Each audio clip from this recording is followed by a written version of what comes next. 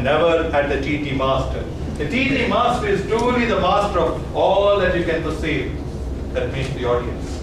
I'm referring to the extrovert speeches. And to conduct that today, we have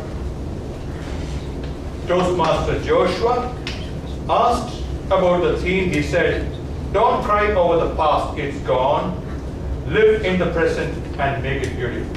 Contextually means join, take on the subjects and do a good job and make us all laugh or think. Over to you, Toastmaster Joshua.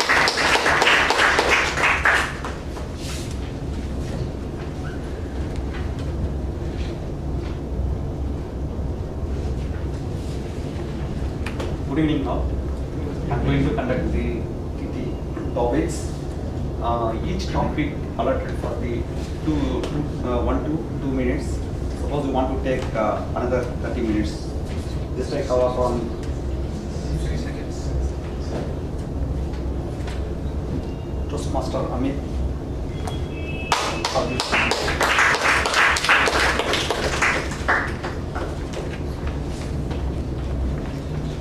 If you ask enough questions or you settle for what you know.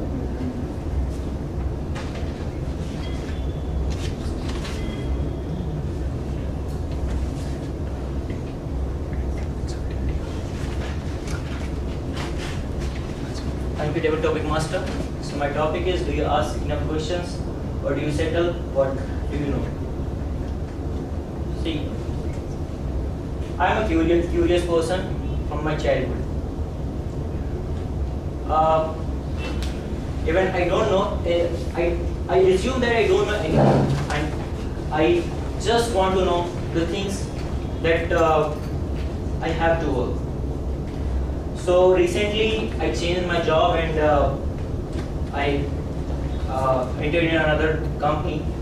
So there it's a very new things to work. So to work for me.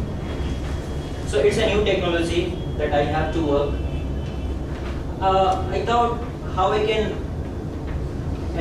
how I can explore these things. So I asked many questions to the people around me, to my colleagues, and they just named me as a question bank. So this is the thing that I assume that I have. So I don't know.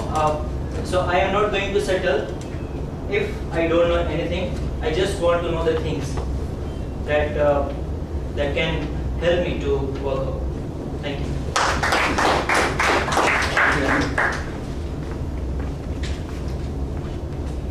What life lesson did you learn the hard way? Sorry, my voice is not clear. Chokkalingam.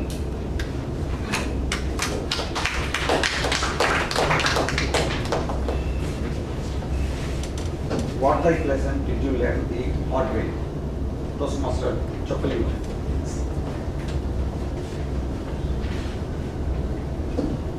Good afternoon, fellow Toastmasters. And my topic is, what lessons did I learn in the hard way? Usually, it's a behavior for everyone to just speak very hard to your parents or to your elders. Just like, so if my mom asks to just eat properly or eat your breakfast properly or eat your lunch properly at proper time, I'll just shout it. I know, it's my body and I know that. I know when to eat and don't have that,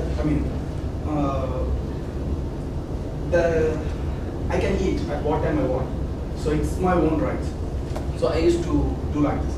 And I thought it's nothing wrong to do, to speak to your mom like that. And I don't think that how she will feel like that. And even after 200 times or 50th time, she will again tell me, so just go and eat everything. And recently I had a minor surgery in my eye. And she told me, please wear specs, coolers whenever you go out or something like that. And I used to, no, Mom, this is my eye and I know about that. And you don't need to feel about this. And I just went after saying this. After some 2 weeks, my sister called and she told, so her son cousin fell back while playing, and he got severe hurt in his hand. And when she scolded him for playing without any, you should cover yourself. And he told her, Mom, this is my body, and I know about that. You don't have to teach me. He's around 6 years old, and he does that. And she just asked her, who taught you to talk like this? No, I see my uncle did this, and you all are okay with that. So this part I learned in my body. So you are always being followed by everyone or every other next generation, and you are responsible for that.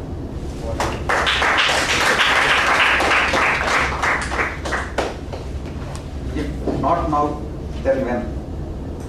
Vinod Kumar guest.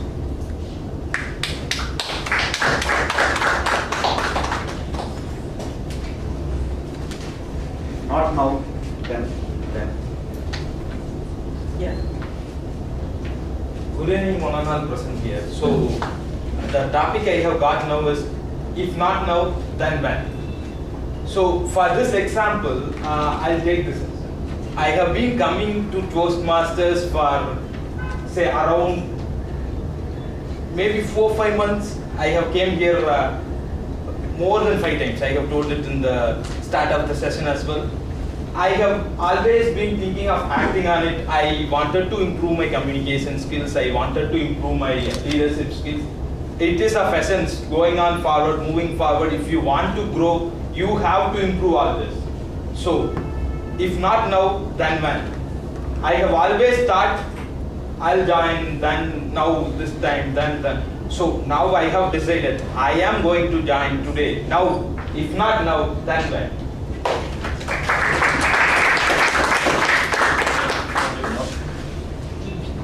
Which is a worst scenario, failing or never try?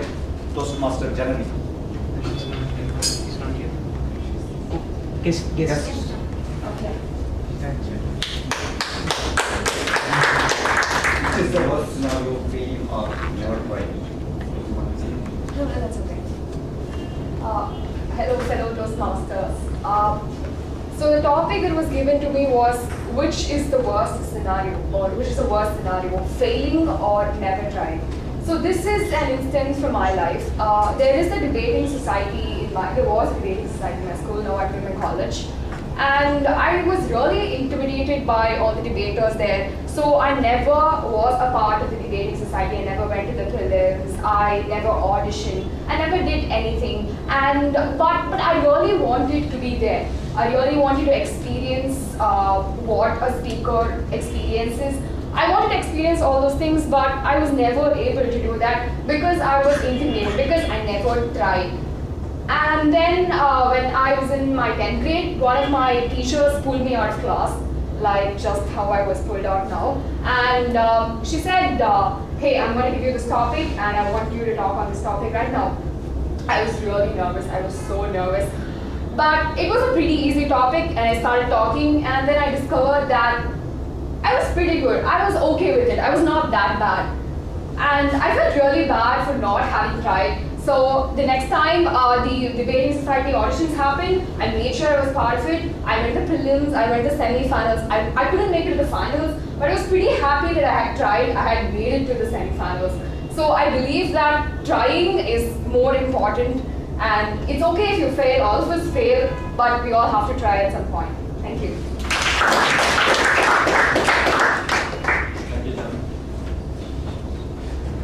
When was the last time you listened to the sound of your own breathing? Anirudh, guest.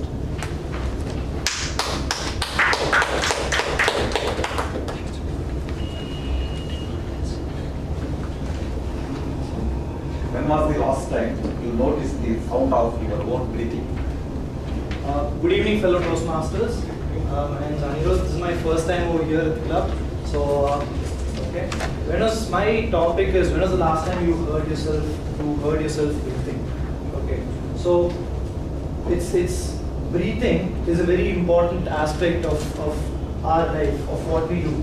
Breathing controls us. Like, many of us might not know this, but like when, for example, when you're angry, if you just take a minute and observe your breath, you will notice that you're giving out long, hot breaths. And there's actually been an experiment done in Harvard, wherein if you control your breath, calm yourself down, and when you're angry, you calm your breath down and you slow yourself down, you will notice your mood changes, your emotion changes. So it's actually been proven that your breathing patterns can have a having a control on your breathing patterns may actually have a positive effect on yourself, on your emotions. It gives you control over your mind, it gives you control over your body, over your physical and mental aspect. Coming back to the topic of the theme of today, which is mind over matter, I think controlling your breathing is a very important aspect of that. And I think it is something that all of us, especially this is stereotype that as Indians, we all practice yoga. Many of us, when we think about yoga, the first thing that comes to our mind is someone sitting down with their legs wrapped around their heads. That's not true. I think yoga is all about your breathing. It's all about your breath. It's all about how you control your breath, the intensity of your breath.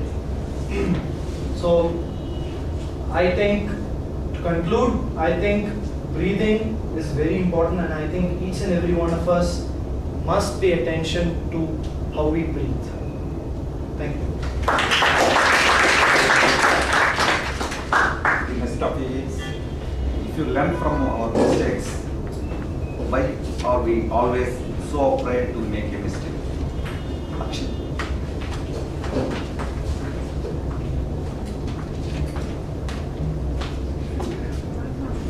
Learn from our mistakes, why we are always afraid to make a mistake? Good evening, everybody. So my topic is, if we learn from our mistakes, why are we so afraid to commit them again? I think all of us make mistakes, and we have that pride in us saying that we're always perfect. So what I would say is, small mistakes, like, go and talk to people, or for instance, people think, okay, I'm going to go there and I'm going to give my best, and for one more I've made a mistake. But you still have the very small thought inside you that I'm perfect, I'm done, I'm like super cool. But believe me that everyone out there has this nervousness inside them, and I still, this is my third visit, I'm like stammering over here, and I know I'm not that perfect, I'm making a mistake, but I know the next time when I come back, I will try and improvise it. So you get over your mistakes, and make sure you don't do it again.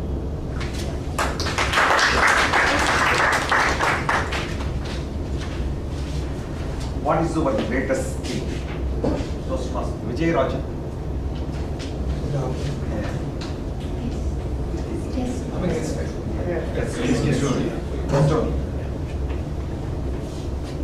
What is your greatest skill?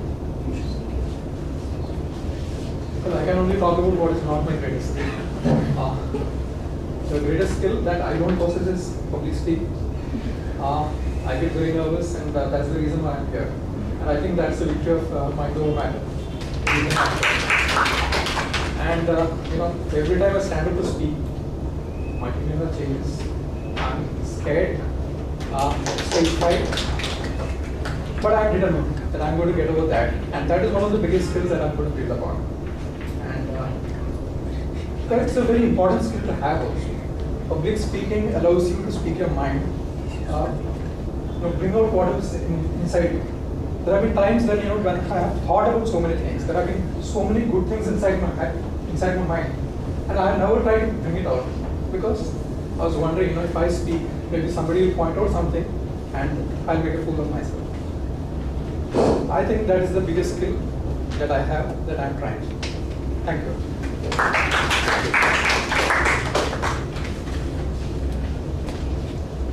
If life is so short, why do we do so many things we don't like and like so many things we don't do?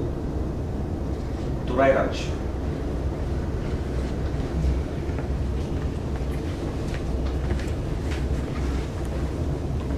If life is so short, why do we do so many things we don't like and like so many things we don't do?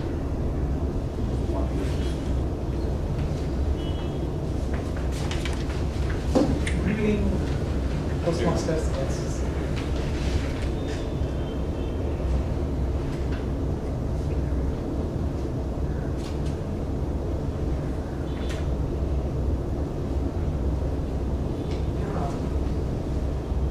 I read it once again. If life is so short, why do we do so many things we don't like, and like so many things we don't? Because we are all people, and we want to do some flying things. We want to be extraordinary. So that is why we try so many things. And we do like to do so many things that we cannot do or we don't do. If I relate some things, at one point or sometimes we do commit some mistakes, knowingly or unknowingly.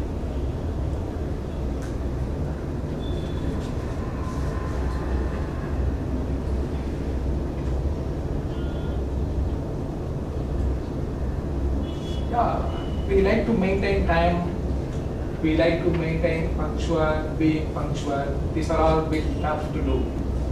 And we want to be so at point, like we have to make 100% in our studies or in our work. We like to meet with our deadlines, which not always comes true. And we fail there. That is what we don't do. But we wanted to do that. Here, life does not matter. Because life, we have some 60, 80, 70 years to do. And whatever we do is short span of time, like our work. We need to perform some certain things within a time. And here also, we need to come exactly at time, like at 2:45 we need to be here for our success. So sometimes we miss, but we want to do that.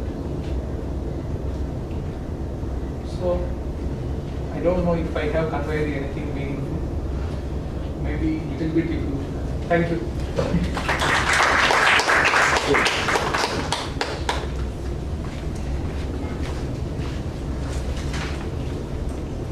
What is your greatest strength and the greatest weakness? Skill, yes.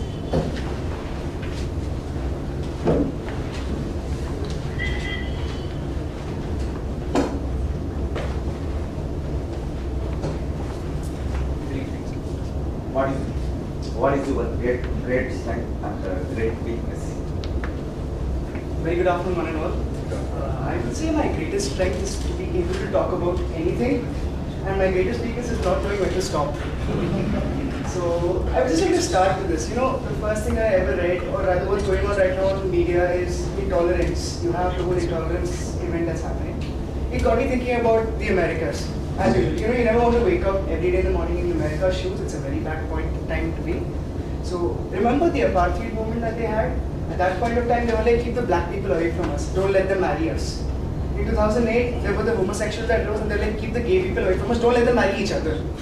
Marry us. So that's the whole point. Intolerance is again a point of view. Similarly, every single attitude, like here I would like to bring up the topic, mind over matter. So every single event you face in your life is just how you look at it. It's your mindset.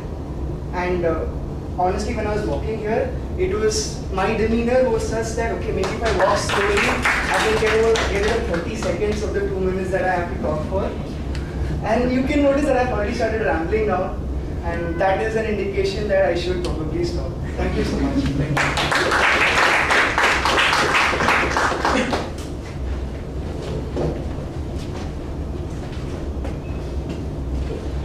When was the last time you lost your temper? About what? Akshay. Yes.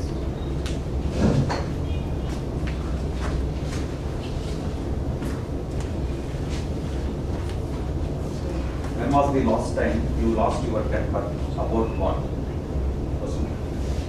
Akshay. So good evening, one and all. Normally, this is my first meeting, and usually I'm very scared. to talk in public, but I just had that today being a Saturday, I had a really good lunch. So I'm feeling really sleepy now. The fear has gone down and my sleepiness has increased. So I think it's a very bad example of mind over matter. I even forgot my topic. Can you please repeat again? When was the last time you lost your temper? About what? Okay, fine. Normally I'm, what to say, I don't lose my temper that much. I'm a very calm person. I try to make people understand from my perspective of things. Coming to think of it, I can't remember the last time I, lost my temper, and I mostly have my anger within me, and I try to express it outside in a different way. I don't express myself angrily. Yeah, that's about it. Thank you. That's all the TT topics. All three. Thank you very much, Professor Joshua, for that round of speeches in which you drew out a lot